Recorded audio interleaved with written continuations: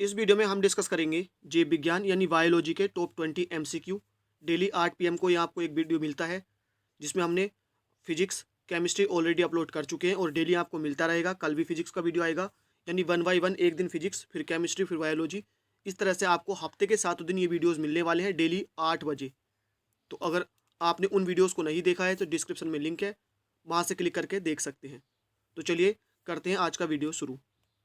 आज का सबसे पहला प्रश्न है, मानव शरीर में प्रचुर मात्रा में कौन सा तत्व पाया जाता है? मानव शरीर में सबसे ज़्यादा तो ये पाया जाता है ऑक्सीजन।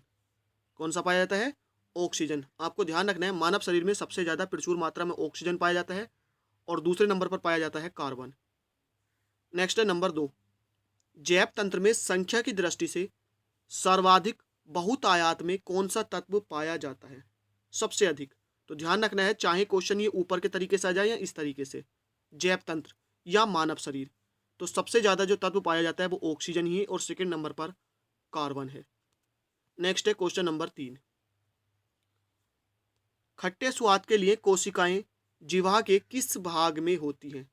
यानी जो खट्टा स्वाद होता है इसके लिए जो हमारी जीभ में कोशिकाएं होती है वो इसके किस पार्ट में होती हैं? तो ये होती हैं ऑप्शन नंबर सी, पार्श्व पार्ट में। कौन से में? पार्श्व भाग में। नेक्स्ट है नंबर 4, गहरे तले हुए खाद्य पदार्थ कैंसर जनक होते हैं क्योंकि उनमें प्रचुरता होती है। यानी किसकी प्रचुरता के कारण आप कह सकते हैं जो ज़्यादा तले हुए होते हैं वो कैंसर जनक होते हैं, यानी उनसे कैंसर होने की संभावना काफ़ी ज़्यादा बढ़ जाती है। तो किसके कारण? ये वसा की प्रचुरता के कारण, क्योंकि इनमें वसा की मात्रा काफ़ी ज़्यादा होती है। नेक्स्ट चलते हैं क्वेश्चन नंबर 5 की तरफ। क्वेश्चन नंबर 5 है, निम्नलिखित में से वह पदार्थ कौन सा है जो 14 वर्ष की आयु तक के बच्चों के विकास के लिए अत्यंत आवश्यक होता है? यानी सबसे ज़्यादा आवश्यक होता है, इसकी ज़रूरी होती है। तो इसका सही जवाब है ऑप्शन नंबर ए, प्रोटीन। यानी प्रोटीन ऐसा पदार्थ है जो 14 वर्ष की आयु तक के बच्चों के विकास के लिए सबसे ज़्यादा आवश्यक होता है। नेक्स्ट है, लाल चने से कौन सा एंजाइम मिलता है? लाल चने से तो ये मिलता है ऑप्शन नंबर डी, डाइस्टेस। कौन सा? डाइस्टेट्स। ये एंजाइम मिलता है किससे? लाल चने से। नेक्स्ट है क्वेश्चन नंबर 7।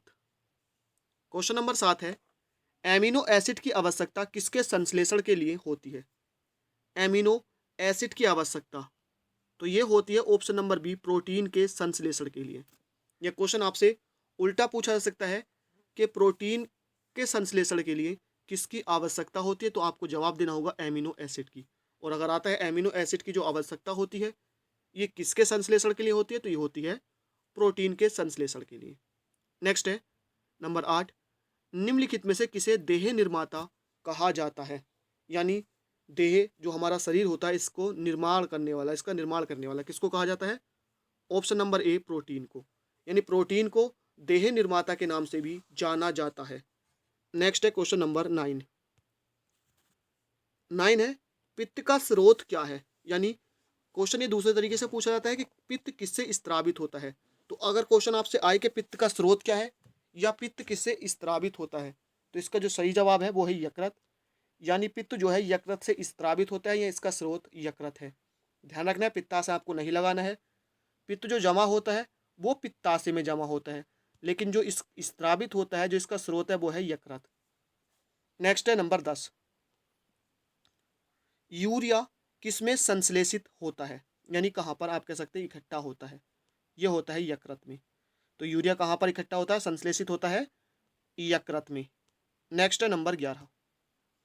नंबर 11 है, किसकी अधिकता के कारण सब्जियां जल्दी खराब हो जाती हैं? यानी किसकी अधिकता के कारण सब्जियों में ऐसी कौन सी चीज़ होती है जिससे सब्जियां जो होती हैं वो जल्दी खराब हो जाती हैं? तो इसका सही जवाब है ऑप्शन नंबर बी, जल की। क्योंकि आपने देखा होगा जो हरी सब्जियां होती हैं, हरी पत्तेदार सब्जियां होती हैं, इनमें जल की क्या होती है? प्रचुरता होती है, ज़्यादा होता है, जिसके कारण यह जल्दी खराब हो जाती हैं। नंबर 12 है, निम्नलिखित में से कौन सा रेशेदार प्रोटीन है? यानी कौन सा ऐसा प्रोटीन है जो रेशेदार है? तो इसका सही जवाब है ऑप्शन नंबर सी, क्रेटीन। यानी क्रेटीन एक रेशेदार प्रोटीन है।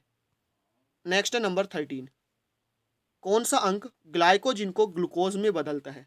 यानी शरीर का कौन सा अंग है जो ग्लाइकोजिन को ग्लूकोज में बदलता है? तो इसका सही जवाब है ऑप्शन नंबर ए यकृत। यानी यकृत क्या है, ग्लाइकोजन को ग्लूकोज में बदलता है। नेक्स्ट है 14, टेबल शर्करा किस प्रकार की शर्करा है। ध्यान रखना आपको, टेबल शर्करा, तो ये क्या है, एक सुक्रोज है। टेबल शर्करा क्या है, सुक्रोज है। और आपको ध्यान रखना है सुक्रोज क्या होता है, एक कार्बनिक यौगिक होता है।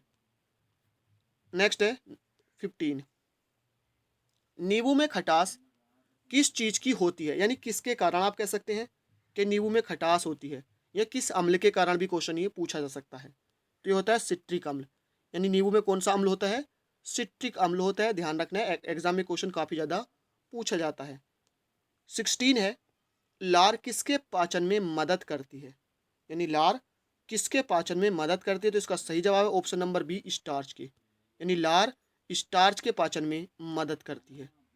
नेक्स्ट है नंबर 17, निम्न में से किसे आरबीसी का कब्रिस्तान कहा जाता है।